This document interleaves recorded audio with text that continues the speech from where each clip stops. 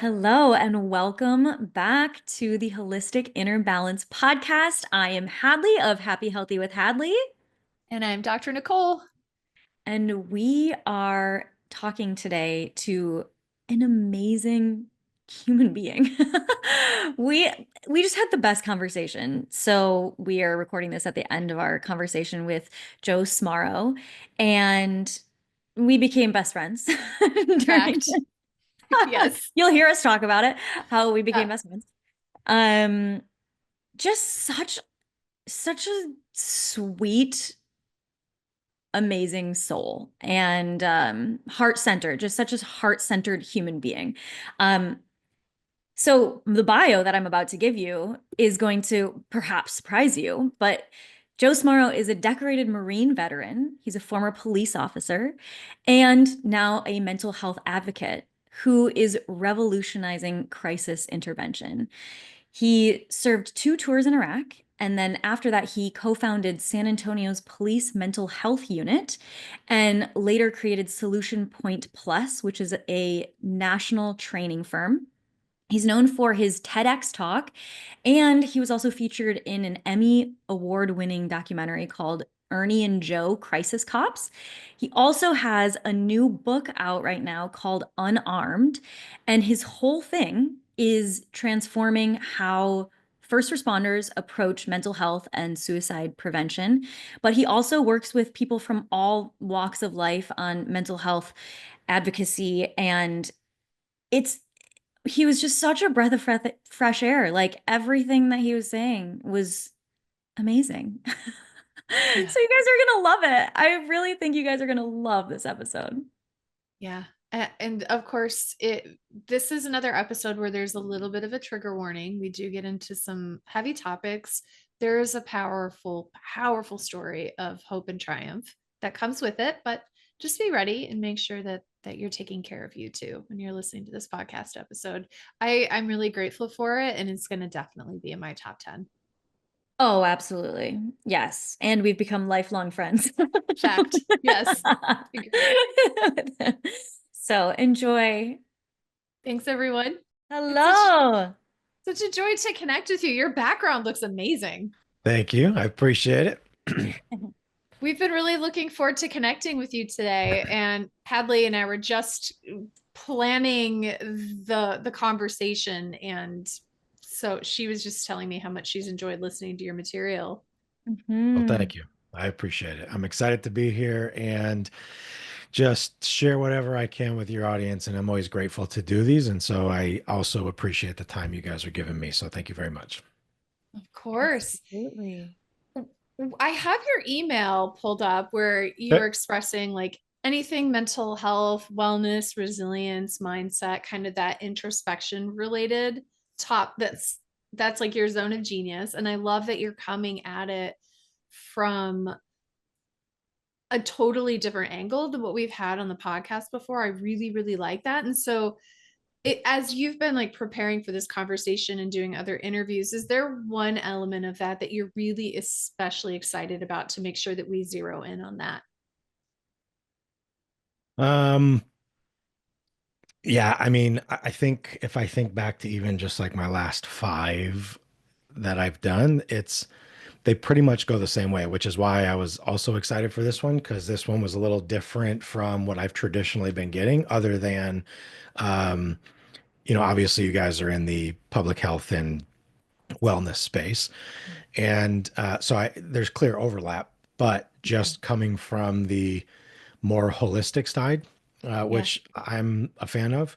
Um, but yeah, traditionally it's just been like high level background stuff. And just to give you guys context, and then truly we can go whatever direction you want. But um, I'm somebody with a 9 ACEs score, horrific upbringing, a lot of childhood abuse, sexual abuse, and I'm open to talk about everything. Um, and acutely suicidal at 15, left home, started living with friends. My girlfriend's parents took me in junior of high school, ended up getting pregnant, have my kid my senior year. So then that's why I joined the military, but that was in 2000. Um, 2 combat tours later, I was like, yeah, no thanks. So got out of the Marine Corps, moved to, I'm from New York originally, was stationed in California, got out, moved to South Texas, and then joined the police department truly with my ignorant self of like, I'm going to go help people. I'm tired of being around death. And my first year was really rough. And then 364 days into my policing career, I get a call for a guy screaming. It was just me. I show up, and this is in San Antonio. He's totally detached from reality, flat affect, that like no engagement. And I was like, this is weird. I don't know. I wasn't trained to deal with this. I don't know what to do. I'm like talking to him. Hey, man, you got to give me your name. Nothing. Come on, man. Like, just give me something. I got to write a report and leave. Wouldn't talk to me. And so I start walking him to my car. He's not resisting. Everything's good. As soon as we get to my car, he just like punches me in the face, fights on. Nothing comes off my belt. We're just grappling, but it was right at shift change. And so it took 7 minutes and 24 seconds for the next cover officer to show up. And it essentially took four of us to get him into custody. No taser, no pepper spray, no ASP, nothing. He was on a ton of cocaine. We had no idea. But anyway, as soon as we got him handcuffed, he died. So then that like sent me into a true like spiral. Um, Probably my first one as like an adult because I had been spiraling most of my childhood, and then in my adult life, that was where I was like, man, I really got into this thinking I was going to help people, and now I've contributed to yet someone else's death, and I just hate myself. And then my drug or vice really just became like seeking any external validation I could, which came from women in pornography, not from alcohol or marijuana or opiates. Like, thank God, because that all has like criminal elements. But I like morally was destroying my life. And it wasn't until I had like three divorces where I was like, I think I'm not the smartest guy, but I think I might be the problem here. And then that was about 16 years ago where I was like, I went to the VA, started getting therapy, and I've been in treatment ever since, various modalities. Um, and then I quit my job as a cop in 2020, started my business back in 2017, but it was a side hustle, quit. And now all I do is go around North America, me and my team. I do more on like the speaking side, but I've got a team of trainers that provide mental health de-escalation, wellness, and resiliency training all over North America for first responders. Because what I learned was the more I was willing to like show up for myself, learn about myself, heal my trauma, the better cop I was for the community. And to me, I think, and this is not the recorded part, but my genuine belief is that it's not that like cops are inherently just racist, bad people. It's not that when they do dumb things, it's because they're assholes. It's because they have like wildly deep, unprocessed trauma that they don't know how to uproot or bring out. And it's, again, it's not that they're bad people. It's just we don't have a culture in America that like allows, especially men traditionally in these patriarchal organizations, to come forward and say, hey, I'm suffering. Like, I'm not doing well and I'm not sleeping well. And my wife's mad at me and I don't know how to be emotionally available for my kids. And so I'm just angry. And now I'm going to go take it out on the community because that's just easy. And I really think that that's what's at play here at scale, which is why we have the divide we have, along Mhm. with all the historical context and how policing got started and all that. So um, my mission is to eradicate suicide amongst all first responders. I do see it as a choice, but I just see that there's the big wall in front of them is fear of embarrassment, shame, guilt. What would people say? Am I weak? All the things that challenge the stereotypes of these male dominated professions. So that's like the 30,000-foot view. If there's something in there you want to pull on or touch on or have me recap and go deeper into, I'm happy to do it. But that's Joe Smarro in a nutshell for you. Brilliant. I honor you. Well, thank you. I'm so grateful for you. And I just, yeah, there's no better words. I so see you and I so honor you. And That was the name of my TEDx talk. I see you. oh, Ah, Yeah. I really do. And it's such a story of hope and promise and transformation. And if you're open to it, we could start with that 30,000 view. And I would love to just keep rolling with Yeah. what you just said. What I'm curious about is where that moment, where that shift, what was that tipping point for that shift for you? Because so many people who have this kind of a story and they face this almost like do or die fork in the road, it doesn't always end up with them doing a TEDx talk and traveling around the world with this kind of a mission. And so I'm curious for you, maybe there's maybe more than one fork in the road and it was little steps, but I'm curious how you ended up taking the road that you did. Yeah, so for me, it really comes down to understanding that what's important was that I I wasn't ready to share my story, right? There's a big difference between teaching or leading from scars versus scabs. And it wasn't until I started really going on my healing journey of doing the inner child work and learning about my childhood trauma and the structures that really were developed and going through like schema-based treatment, all these different modalities that I have been through to really learn that it's like I have a great therapist now who I love dearly, and I've been with her about 7 years. But she was like, Joe, you did this. The sole responsibility of every child is just to survive it, and you did it.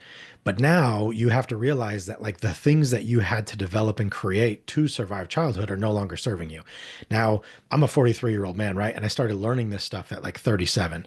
So for the people listening to this that have a similar story, but they haven't had that, as you called it, the fork in the road, trust me, there were many times or rock bottoms or however you put it, where I had numerous rock bottoms, but I still wasn't willing to accept the fact that, oh, I have to change this, right? And it's like I tell people with all the love and grace I have, I don't want you to feel like you being victimized as a child was ever your fault because it wasn't. But 1000% now as an adult, we have to just have that realization that we got to wake up and take ownership of our own thoughts.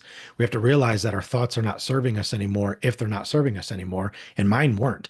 I truly believed that I was not worthy of love. I had no self-worth. I didn't think that relationships were a real thing that could ever last because I never saw it. And that's not an excuse, and that's not me blaming my parents. It's just the reality of if I've never seen this thing actually work, then why would I believe that it would work for me? And so I would self-sabotage. And anytime I was in a relationship or a marriage that was going well, I was like, well, this surely isn't going to last, so let me ruin it. And that was the pattern. And to answer your question specifically, it was my wife leaving me the second time. And she was like, look, I can't stand you. I hate you because I did. I stepped out again. I was unfaithful. I got caught. And that was the pattern. And and she was like, but listen, something is seriously wrong with you. Because every time this would happen, my response would always be, well, yeah, but you were going to do this anyway. And 100% of the time, they were like, no, I wasn't.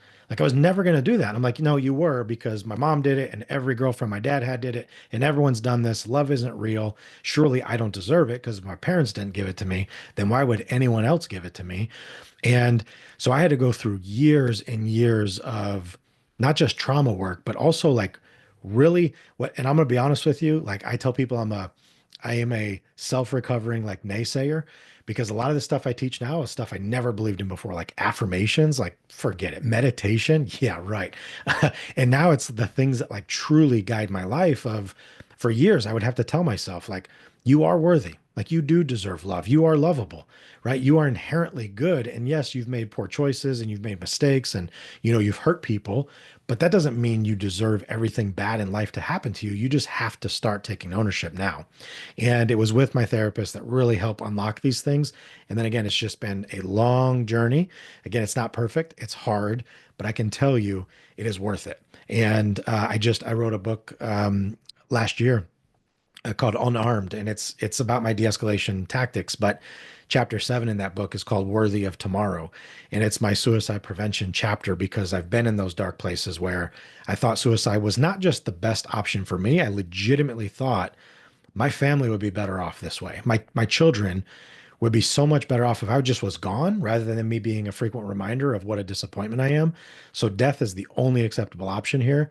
And I'm so grateful that I never made that choice because now, like the relationships I have with my kids, even with my children's mothers, where it's like we can all get along, we can coexist, we can co-parent, but it's because I worked on myself, not blaming anyone else, accepting what actually happened in my life as unfair and not right.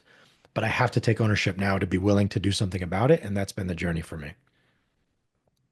Yeah, you can't change how you were parented, but you can change how you're parenting yourself. Yes. And so And you, healing that child even, right? Like that's a lot of the yeah. work is like what story would you go back and tell that child in that moment? And that's so much of that progression is realizing that like, hey, look, yes, like I tell people, I'm not proud of the things that I've done, but I'm certainly proud of where I'm going, understanding that it is a journey, owning my mistakes. I've never been one to pretend that like, oh, I've never done those things and like that wasn't me. Like, no, no, I made terrible choices. I hurt a lot of people.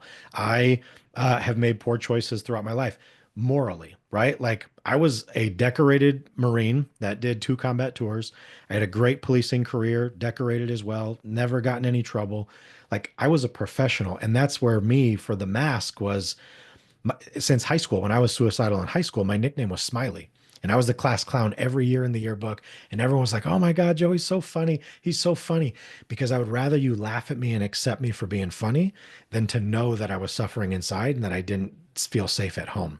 And so that just progressed into my adult life to where I was like, man, I like the fact that like you know of me as like a person that cheats on his spouse, like well, that's fine. Like because other people do it, like it's not a big deal. It's culturally just 50% or whatever. Who cares? And I would minimize it. And I always did like the oppression Olympics, right? Like, well, at least I'm not on meth, so it's not that bad. And again, it was not the way to think about it, but that was just me stuck in survival mode and justifying the choices I was making, even though I knew they weren't serving me. Yeah, I love That, that you have this trauma informed perspective where you're like, uh, it comes from trauma, and you also hold that you have to have responsibility Right. for your actions as well. I think that's so important. Yeah, Hadley, one of the statements I make in training is, and again, from myself, is no amount of trauma coming up is ever going to excuse like knowing right from wrong, right? Like I knew the things I was doing was wrong, but here's the thing I want people to know is when you have a lot of trauma growing up, you develop apathy towards consequence. Because mhm. why? Because of confirmation bias, right? We're only going to surround ourselves with a reality that like reinforces what we believe about ourselves. And so I knew the things I was doing was wrong, but if I could have an affair, get caught, and then my wife leave me, that validates the belief I have, which is like, see, marriage doesn't work. Love isn't real. Everyone leaves. It just reinforces my abandonment stuff that I was creating. Right. And so it's not about knowing right and wrong, but when we develop apathy towards consequence, that's when problems really start to persist because I expect to get in trouble. I expect to interface with law enforcement. I expect to get caught. I expect to have these terrible things keep happening in my life because I'm going to ensure that they do. And not enough people have had that realization yet, sadly. Okay, I love that apathy toward consequence. That's Mhm. so good. I'm writing it down. Yeah, Hadley and I'm always taking notes with pencils. I'm like, okay, so if I ever look Love it. away, I'm like, oh, this is great. That's awesome. One thing that I used to struggle with, and I wonder if you either have talked to people or resonate with this yourself, is that I have a high ACEs score as well. And so I grew up, my father was a Marine. And Do we want to just so, explain what that means for people who are listening, if anyone doesn't know what that is? Yeah. oh, yeah. So, ACEs, Mhm. yeah. yeah, it's the Adverse Childhood Experiences study from Dr. Zanda and Folletti. They were the original principals, started late 80s, 91. It came out, funded by the CDC in 94. And I can go into the whole history of it, but it's Mhm. basically, it was a 10-question assessment, but specifically determining public health outcomes from childhood trauma. All the questions are prior to your 18th birthday. And and the last thing I'll say before we get back to what you were sharing is just because you have a high A score does not mean you cannot be a high achiever. There's a lot of people with high scores that are high achievers. It's not a sentence, it's not a diagnosis, it's just awareness. And again, it's specific to public health outcomes. Yeah. Yeah. I love that you put that nuance in there. I think that's really brilliant is that a high A score doesn't necessarily mean that you're not going to be successful or not going to be a high achiever.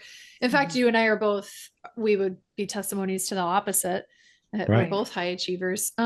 And so one thing that was a part of my schema growing up, is that if the authority or the authoritarian perspective breaks me down and I change my behavior, then that reinforces the authoritarian perspective in continuing to use those methods.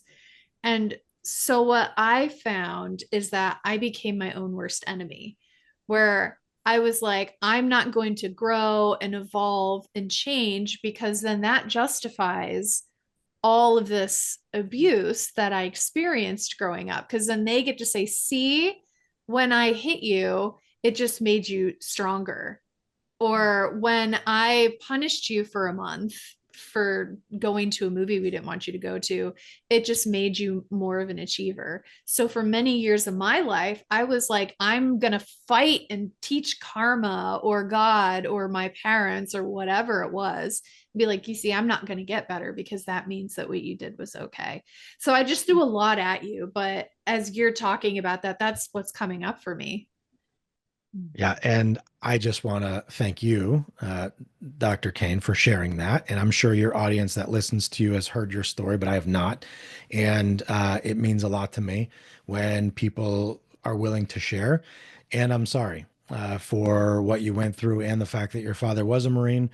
And I think it's important to mention because, again, in my world, I train a lot of first responders and people that are former military.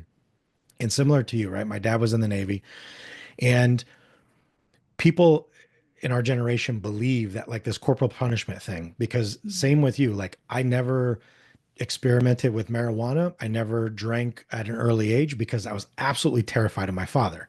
Now, if I didn't know any better, I would think like, well, see, I should be so grateful that I feared my dad growing up because I never did these bad things. And he's like, yeah, of course. See, you're welcome. Yeah. And so now we have these people that are thinking like, no, that's what these kids need. And it's like, no, you don't realize when you are raising your children in a place of fear, how much that's actually damaging them, how much that's actually destroying their ability to empathize or understand love or connection or the things that actually matter. And then the point you made too, where it's like, I'm going to just forever play small then because I don't want to be seen. So I'm going to float beneath the radar. I'm going to always underachieve. I'm going to make sure I'm not visible to anyone because I just want to avoid every conflict possible. So how can I make myself as small as possible? And if you all didn't know this yet, like we don't operate in a society that way. We operate in a society that rewards people that are seen. We operate in a society that rewards people that do get out there and that are front and center. And that's in business and politics and any achievement, um, athletes, you name it. Like the ones that get the most recognition, the most external reward, the most monetary value, the most whatever it is, the accolades and achievements are the ones that are that are seen the most. We live in a social media era. Well, now you have someone that's growing up with all this trauma and they're like, nope, I can't do that. And I'll tell you, I love that you shared that because as a business owner, this has been one of my most difficult hurdles is the social media and putting myself on camera to just share something because I'm like, no, it just feels so braggadocious. It feels like I don't want people to think I'm a narcissist. I'm like, I'm just it's all about me and like, ooh, I was in a documentary and I've given a TEDx talk and I've done all this stuff. I wrote a book. I'm an author. Like, ooh, look at me. And so I'm like, I have not solved for how to promote myself and get out of my own head without making it bring up all kinds of shame of like, hey, never bring attention to yourself. Because the other side of that is when you bring too much attention to yourself, you know, there's violence on the other end of this as a child or as an adult. Now it's like there's going to be some massive instability where like your life is going to get significantly disrupted. So let's just avoid it.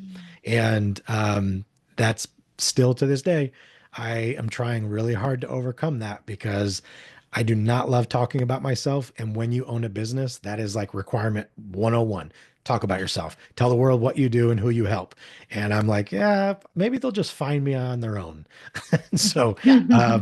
yeah, it's growth opportunities for sure. It's like there's this fine line between self-care and selfishness and self-confidence and narcissism. And it's like we've pathologized that. And I would argue that the system is in place to pathologize that, to keep people small so that you have these power dynamics. And so then as I'm saying that, I'm like, well, then I want to fight the system. So Right. I'm like, I don't want to be complicit with the system. which is, so this is good. You're actually therapizing me right now. You should send me a bill. It's So a then joint session. it's a joint session. So then it's like, okay, well then how can I fight the system? Well, fighting the system that's trying to make me small is by being big and owning Right. that, yes, I can take care of myself without undermining the rights and the care of other people. And I can talk about myself without stomping on others to get to there. Yep. And so it's like distilling out the nuance between this like subtle manipulation that may be taking place Right. as a form of oppression and abuse. Hads, what do you think? I'm so resonating with this. Like the idea, there was a time where, when I first started my business and everything, um, there was a time where I was like, should I even be trying to do this myself, or should I be trying to like, like be in the background and lift someone else up who has experienced like worse oppression or these different things. And I think that there's absolutely like it's important to uplift other people who have experienced more you know oppression, trauma, all of the things. And you also get to shine, no matter what your background is. You're allowed to show yourself. um and so yeah, no, I'm resonating with this so much because that's been a really, really big fear of mine, is that people will be angry with me, that I am showing up in a big way when I have the privileged background that I do, which, yeah, it's a thing. Mhm. Mhm. Right. Yeah. And I think it almost doesn't matter who you are. I imagine on every level, someone has a very similar thought to that is Yeah. because I'm white, because I'm a man, because I'm a woman, because I'm no matter what it is, it's like we all attach to a star. I don't want to overgeneralize, but many people attach to because I'm this, I shouldn't do this. And again, a lot of it is just thought work. A lot of it is just bringing awareness to our thoughts and then asking the hard question, which is like, where did this thought come from? Because what I open a lot of my training and sessions with is if we can just start this out right away, I tell people I'm here to challenge all your BS, which is your belief system. And I tell Mhm. them if we can just accept the fact that everything we believe right now in our lives to be true is simply because somebody told us or we read it somewhere, well, what is that? Like so many people inherit their belief systems. It's just given to us from our parents. Like why we believe what we believe, faith, money, relationships. It's just what was given to us, and it's never been ours. And then there's this massive friction between like who am I, which is why again in my TEDx of I see you, it's like I have developed the skill because I believe it is one to especially as a cop, when I'm working on a mental health unit and a specialized unit in the seventh largest city here in San Antonio, thousands and thousands of calls showing up to people on their worst day, whether they're acutely suicidal, they're threatening to jump off a bridge, they're barricaded in a bathroom, whatever it is, but seeing them in their worst moment of their life and telling them like, hey, I see you. And it's not about like, I don't see you as a culmination of this choice right now in this moment. I see the inherent good that is you, that there is a lot of things that had to go wrong in your life to bring us to this position today. And that's the person I want to know. Like, and I tell people, focus on the person, not the problem. The problem is what gives me permission to have my purpose. As a first responder, if people didn't have problems, we wouldn't have a function, right? And so it's like, no, it's because they have their problems, we have permission to have our purpose. So now show up with that trauma informed lens and think about what could possibly have gone wrong in this person's life to get them to this place they're in today. And instead of showing up with judgment and all this like you should know better because you're 30 or 45 years old and you know right from wrong, it's like no, no, no. Like, and I tell people if that's your mindset, you should probably put more mirrors in your house because you've lost perspective that you also have a past. And especially for first responders and anyone that's in a position of power or influence, it's like, hey, let's not forget that many people that hold these positions are only there out of mere luck. And it's because something went well in your childhood. Not that maybe it was privilege, but maybe you just never got caught, right? You never got caught doing that one little mistake that would have completely changed your life for the worse, even if for a short period of time. And so we have to maintain this perspective of like, okay, my beliefs are not my own. They were given to me by my family. How do I know that they gave me the best ones. And I have a belief that people are genuinely doing the best they can with what they have based on what they know. And if we Mhm. could all just adopt that mindset of like, oh, it's not that this is a bad person. They just this is the best they can show up with based on what they know. All right. So it just creates neutral thinking, which to me is like a superpower. It's not about like toxic positivity. Everything's awesome always. And it's not about the doom and gloom of like, oh, everything's just terrible. But when we can really understand that the power of neutral thinking, Yeah. of every day is 50-50, it rains on the good and bad. Like Dr. Susan David says, the price of admission for a life well lived is suffering. Like to live a full, robust, good life, it's going to be hard. And so we shouldn't expect nothing difficult to happen. We should anticipate for that. And we should see all those challenges as opportunities for awareness, not like what has someone else done to me? I'm a victim, but like, no, what is this telling me about me? And what splinter is this hitting on that I have not healed yet? Because anything that bothers me is because of me. It has nothing to do with anyone else. Mm, it's so good. Yeah, the idea that, well, my dad used to always say everyone is doing the best they can with what they've been given. Yes, Uh, and as a kid, it was like, I was like, it's hard, it's hard for me to get behind as a kid because I was like, sure. how would they not know that that's a terrible thing to do or whatever? Yeah. But it was very trauma informed. And yeah, giving everyone the benefit of the doubt while still holding them accountable to their actions too. I think Yes. that's like an important thing here as well. Is great. And what you were saying too is doing this for ourselves as well. Like you were saying at the very beginning, allowing yourself to have compassion for yourself and hold yourself accountable to your actions and behaviors and all of that kind of thing as well. Um, so good. So Yeah. I want to talk a little bit more about how you use this foundation of understanding practically in your work. Tell us about that. Yeah. So I tell people there's two things that really like saved and changed my life. And the first one was therapy and just getting in and realizing like, oh, this isn't a scary place where I feel shame and guilt about this. And then two was the discovery of Stoicism about 7, 8 years ago. Uh-huh. And Stoic principle, and I was listening to it was an impact theory YouTube channel with Tom Bilyeu, and he had Ryan Holiday on there. And I'm like, he's talking about Stoic. I'm like, I've never even heard the word. I'm like, what is Stoicism? What is this? But the things he was saying, I was like, whoa. And it just like woke me up. And then I became obsessed. And even like, you can't really see it because the bokeh effect on my camera, but that like frame back there is a Socrates Yeah. quote. And it says, I cannot teach anybody anything. I can only make them think. So as a person that owns a training company, I tell them on the onset, like, listen, I'm not here to teach y'all anything. I just want to plant seeds and make you think.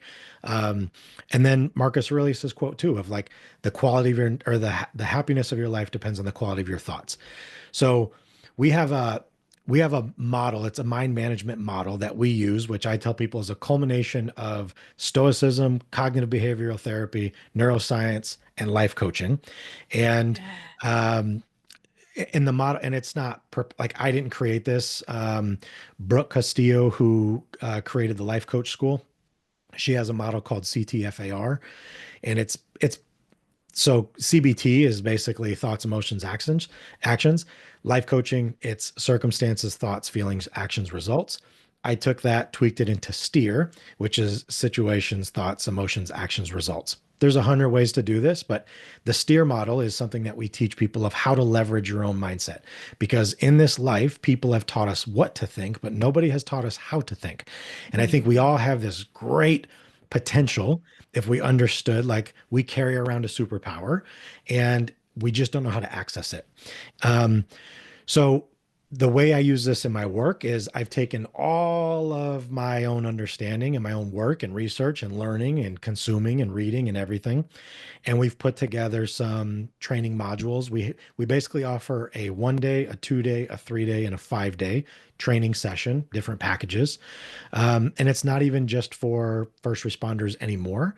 Our clientele has become pretty diverse. Our largest client is the Federal Bureau of Prisons. And so all the federal prisons fall under us. But then we have a client in California, which is the VTA, the Valley Transportation Authority, and we're training bus drivers and light rail workers. We've trained grocery store chains. So it really is diverse. And for anyone listening to this too, wondering like, I wonder how, that would benefit our workplace. Because really what we're talking about is how to what I call maximize the human capital, right? How can we maximize human experience to create a safe space where people get to feel valued, seen, and heard? And our testimonials are incredible. From like, hey, I came into this week absolutely convinced I was going to kill myself. You guys just gave me hope. That's high end. You can't put a price on that stuff. And then, I wish I had this 20 years ago. I wonder what my career would have been like if I went through this training 2 decades ago, because for the first time ever, you helped me better understand myself. And what I tell every one of our clients is every training that your staff has gone to has always been about everyone else, right? With the VTA, it's about the patrons getting on the bus. With the Bureau of Prisons, it's about the inmates, keeping them safe and from escaping. With police departments, it's always about the community. It's always about everyone else. And I'm like, well, at what point does it get to be about us? Like, at what point does it get to be about me? And I had that realization when I was a cop. And it was like 15 years ago, I had that thought of like, all these trainings are great, but it's always about everyone else. When do we get to be selfish here? Because you're teaching me really well how to do my job, but you are not teaching me how to go home. Because when I'm home, I am suffering with intrusive thoughts and like a lot of anger, and I am mad at my family, and I don't know how to be emotionally available because I just saw a terrible situation today. And okay, so maybe you're not first responders. I don't want people to categorize this as like, well, it's not that bad. If you're sitting in a cubicle right now, listening to this on a break, and you just got an email that frustrated you, or you've been denied a day off for 2 months now and you feel yourself getting burnt out, this also applies to you, right? And too often we have people that are one doing things in their professional life that they were never really meant or called to do, but we get sucked into it. And God forbid there's a pension at the end, because then you become a prisoner to that pension. And so then you're just like, oh, I just got to do 19 more years. Like, wow, right? And there's so much voluntary suffering because we're not willing to step into our truth and take those chances of like, yeah, this might fail, but I know I'm pursuing the thing that lights me up the most. And if we are not willing to get to that place, in fact, just because you asked this question, and I promise I'm not as scattered as maybe I sound, but I just want to share this because this just came in yesterday. Now, I will tell you that this is from a woman, and if she's listening to this or she hears this when I send it out, there's no ill will in what I'm sharing, but we train a lot of people. So this is, I don't know who this woman is, but she went through our training we did in Delray Beach, Florida last year. And her message to me was, Joe, I've been meaning to message you. I was at your training you did last year at Delray PD. It changed my life. Your focus on having an exit strategy opened my eyes. I started using my master's degree again on the side, and I started working as a therapist. After several months, I realized the mental toll being a cop was starting to take on me, my kids, and ultimately my family. And I was able to leave my job without any financial stress. My family is so much happier. I am so much happier. Life is so good, and I am infinitely grateful to you. This is a woman that had 2 years on as a cop, went through my training, and had a light bulb moment, was like, wait a minute. Maybe I don't want to do this anymore. Maybe I want to do something else. She quit her job and now she's doing what she loves. She's lit up. Her family's happy. And like, but a year later to share that, that's the type of stuff where we come in, and I tell people we don't do training, we do transformational experiences. And people really just get in a safe place, a psychologically safe place. They get to feel like this was powerful. And we've just put them into training modules because oftentimes that's what people are looking for. Mhm. As you're saying this, I'm thinking about all of those adaptive mechanisms, which you touched on in the beginning. And so we have this early experience. We inherit epigenetic trauma. We inherit positive traits. We inherit toxicity. We inherit love. We inherit family. We inherit belief systems. And then from the moment that we're born, our brain is developing around that inheritance and every single experience that we have. And so I love what you're saying about how we inherit our the way that we think. And what also happens is that the rest of our body is going to adapt to reinforce that. And so your gut microbiome is Yep. going to shift in order to aid in you being in whatever state that system has put you in. And your hormones are going to respond in turn, and your inflammation cells are going to respond in turn.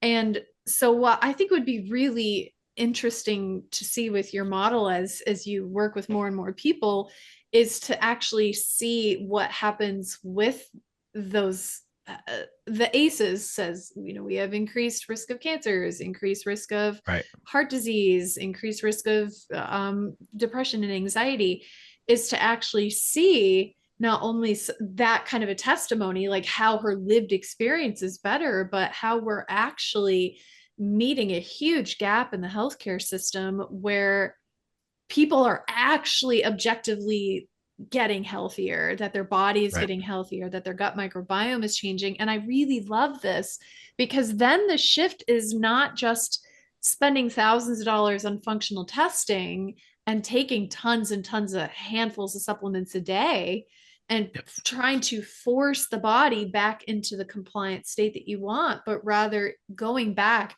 reverse engineering all those adaptive systems, and then letting the body and the mind re-equilibrate.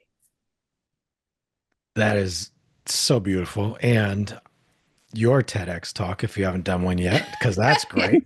Um, Yeah, yeah, yeah. no, it's powerful. And, I tell people that when I was with the police department, no exaggeration, I was probably taking Aleve, ibuprofen, Excedrin, migraine, something for headaches, 5 to 6 days a week without fail for years.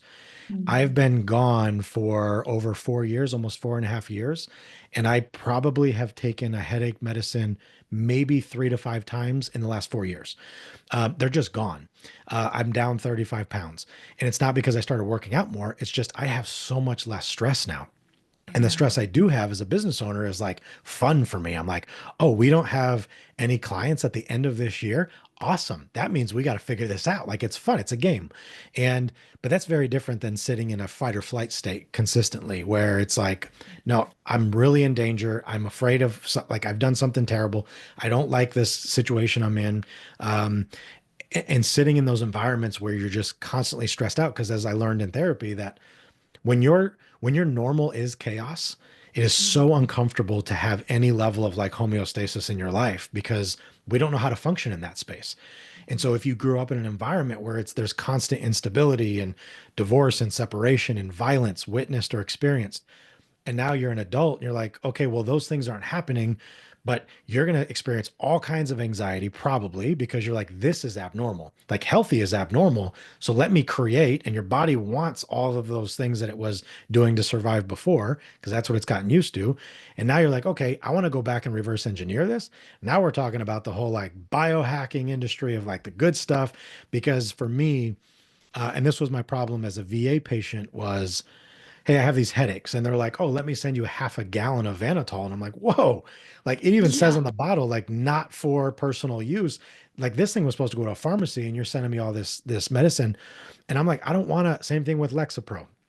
Take a Lexapro, and I'm like, I don't want to take Lexapro. Like, what else is there where I don't have to take this medicine and be dependent on this medicine to feel better? Like, what can we do?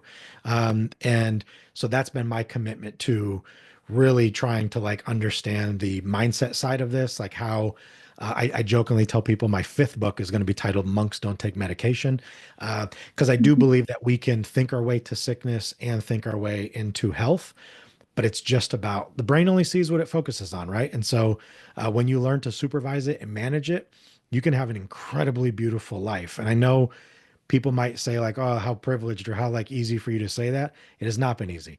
But I can tell you now, as someone that used to have very dark thoughts, and now my thoughts are incredible about like vision casting and like what I want for my life and where I'm going in my business and the amount of people I want to help and influence and inspire. Like that to me is talk about such a shift. When your mindset shifts on what you focus on, you start to create this reality in your world. Your body is going to respond to that and meet you where you are. And I think we have to understand that nuance there of if your thoughts are dark and depressing and sad and scary and self-loathing and just punishing yourself, your body's going to react to that as well. And it's not serving you the way you would want it to, I'm sure. Yeah. And I love that you are often when we've had a lot of trauma in our lives or people who have experienced really, really challenging lives, the one thing that makes them end up being successful is that there was one person in their life that was a pattern interrupter, that saw something in them that they could actually be something different. Yep. And that's what you are for all of these people. That's all Like, I want to be. That's all. ah, And that's so powerful. I don't know if I'm allowed to call you Hads, but I heard her do it. And so we're friends now. Um, go but for it. I love when people yeah, call me hands. yeah. No, I love what you said, Hats. And for me, part of my like vision. So a powerful thing that I'm going to share with your audience that I think would be interesting for them to do, and even for you both, is as I was leaving my career as a cop, a mentor told me, he said, Joe, I want you to write your obituary. And I was like, whoa, man, like that's morbid. Like, good God, man, what are we doing here? And he was like, no, no, just take your time. Don't rush it. Take a couple weeks. I really want you to think about it. And then when you're done, send it to me and we'll set up another Zoom. So I did it. I meet with him. I'm like, what's the point? And he said, listen, most people, a vast majority of people go through their whole life, they die, and their best hope is that someone kind of close to them is going to write some nice stuff about them. But that wouldn't be things that they ever would want written about them, most likely. He goes, now you just took ownership of your life. Now he goes, let this be a living document and a guidepost. As you experience challenges in your business and in your personal life, look at this. If it's not on here, it's probably not that big of a deal. This is the stuff that actually matters to you. And I was like, whoa. And it has come into handy it's been very handy over these last 4 years. But in that, my last paragraph, I put basically the future of my company where I see this all going is I want to start a philanthropic endeavor where I love speaking at schools, high schools, middle schools, like inspiring children. Because just as you mentioned right there, Hads, I had that experience. And I didn't even know it at the time that that's what was happening until years later, over a decade later, I'm in therapy. And my therapist asked me, tell me one positive memory you have from an adult growing up. And right away, it was like clear as day, like, oh yeah, Janice Waterhouse, Rich Trowbridge, my soccer coach, my English teacher, like those two. And so he was like, tell me about it. And then he was like, I want you to write them a letter and telling them. I'm like, that's weird. Powerful, powerful about expression of gratitude. And so I tell people this, it takes one interaction, one moment with one child, one time to totally transform their life. And so why not show up as the adult, as the mentor, as the guide to be that like beacon of hope. I love speaking at schools and just giving some talks, like inspirational talks to them. And so many times I've done these where these kids will come up and they're just in tears crying of like, hey, your home life is my home life. And like things are not going well, but you're giving me hope that like if this is the outcome, if I can get there. And I'm like, yes, like it is hard and you don't deserve what's happening. But like if you just commit to holding on and figuring it out, it's beauty on the other side of it. And I never want to make it sound like it's simple or I'm minimizing someone else's experience because it's hard. If you think it's hard, it's hard. But um, all it takes is that one moment for someone to totally disrupt the pattern, as you said. And so I want to shout out to my childhood influences in upstate New York at Hadley Luzerne High School. They're just so impactful in my life and a big reason as to why I am where I am today. And I didn't even know it until hindsight reflection. Mm, it's so good. So those who are listening is if you will do this exercise is Yeah. I love the exercise of writing your obituary. And if it doesn't make it on there, then it's probably not an important part of your life. And so that kind of helps with not sweating the small stuff and like really Right. figuring out what's important to you because a lot of us feel so buried by Yeah. all the things. All So I the things. love that. And then I also love what you said about the gratitude there. If there's one person, and so I'm kind of searching the files in my mind who that person would be. And I love the idea of writing a letter of gratitude, even if you don't send it to them, but writing that letter. Yes. And then I love the third call to action in that is there somebody that you could be that person for? Is maybe there's volunteer work or there's somebody in your life that you could be that person for. One of the greatest antidotes for depression is service and Yep. volunteer work. So I love that you mentioned that aspect of it too. I love it. I love it. You are both my tribe. I didn't know you an hour ago, and now we're like besties, and you just were speaking the same language. And Yes. uh, forgive me for throwing myself into your tribe, but you're both in mine. I don't want to invite myself, but Come in. yeah, Yes, we feel um, the same. Absolutely. it's so powerful though, and again, I think, now that because when I did the obituary, I didn't know what the point was. And Mhm. so your listeners now know the point. And so put even more thought into it, knowing, but don't make it like I would give yourself a cap too. Like mine is it's one page on a Word document. And you don't have to use that, but just you don't want it to be 9 pages and you're listing that you're getting in the micro level of things. Cause again, now that's a thought download. But what is the thing you want to actually, what is the legacy you want to leave behind? I tell people on my tombstone, when I do die, I just want it to say Joseph Smarro, 1981 to whatever year I die. And the only thing I want on it is the word love. That's it. I don't want Mm. dedicated this, that. The only thing I want to be remembered for is like that guy loved hard. Like he loved everybody. And it didn't matter if they were a repeat offender, if they made terrible choices and spent 50 years in prison. It did not matter. He genuinely believed that people deserve love, because for a long time, he didn't know that he himself deserved it. And so that's all I want to be known for. And that's how my obituary ended is Joe wanted to be remembered in one word, and that is love. And that's all I want on my tombstone. Like it's all thought out. Now I hope it's like 50, 60 years away, but I already Mhm. know like that's the thing that I'm living my life to find my own alignment. And it helps you like not really get in the weeds and stress of the day-to-day mundane, like bills and kids and family and stress and politics and who's in where and all the stuff that's just outside of our control, which is why I love Stoicism so much, because it really simplifies life, which is this in my control or is it not? This tattoo on my arm, it says Amor Fati, and it's just love of fate. If it's happening to you, it's happening for you. You can either learn the lesson or keep the pain. I choose to find the lesson. Mm. And then just one more, I love quotes, but something that comes to mind for your audience is when you can learn to become grateful for the things you wish never happened. And Nicole, you're sharing you have a similar background to me, but and I imagine you have to experience the success and the place you are in your life. But when you can learn to become grateful, I wish I was never sexually abused. I wished I was never physically abused. I wish my parents didn't get divorced. I wish none of these terrible things happened. But I've now learned to experience gratitude in them. Why? Because it's the one thing that like shapes my entire life of what gives me the most purpose. I can go into any room and captivate an audience because they're like, whoa, that's a powerful story. And we know facts tell and stories sell. And so when you tell a story and someone can see themselves in your story, they're like, instant like like, and we want to be careful not to trauma bond, but at the same time it's like when people can connect with you in that level, it's so powerful how you can move someone to take that next step, bet on themselves, do something that they weren't willing to do before, quit their job, ask for the promotion, ask the girl out, ask the guy, like whatever you want. But stop playing small, stop being so afraid, because you're no longer ashamed of the things that happen to you. You're now grateful for them because you've learned the lessons of why they needed to happen in your life so that you could better show up and maybe help someone else. That's brilliant. That's wonderful.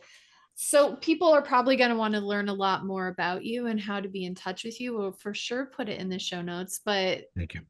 your favorite thing, your favorite way to connect with people, how can they find you? I'm trying really hard, as we talked about, to grow my social. So Mhm. Instagram, LinkedIn, Facebook in that order. And then I have a personal website as well, which is just joesmarro.com. My business website is all spelled out, and that's solutionpointplus.com. So, and then my book, Unarmed, is on Amazon, and it's everywhere you buy books, but it's on Amazon as titled Unarmed, but you can also buy it from the website as well. So that's, and I'm Joe Smarro on Instagram, LinkedIn. It's all the same everywhere. So Joe Smarro or Solution Point Plus is where I will be found. On Awesome. YouTube, you can watch the TEDx. If you just put my name on YouTube, it'll come up. And then I was also featured in an Emmy Award winning documentary called Ernie and Joe Crisis Cops. And that came out in 2019. And so, yeah, you just put my name in Google and you'll get all the things. That's brilliant. I love it. Amazing. And we'll put all that stuff in the show notes too, so people can. Perfect. Thanks, Hads. Yay. All right, I just wanted to say it everyone. again. I love that we're all best friends now. Me Yeah. too. Yeah. Thanks for being here. This has been just incredible. So much value. We could probably talk for hours more, but Love it. they can learn all about you from your book, your TED Talk, all that good stuff, and Solution Point Plus. I'm really excited about that. So, Thank you. Joe, you rock. Thank you. I honor you. I see you. Grateful for you. Keep it up. Thank you both. I wish you all the best on your journeys and your podcast, and be well. Thank you. Bye, everyone.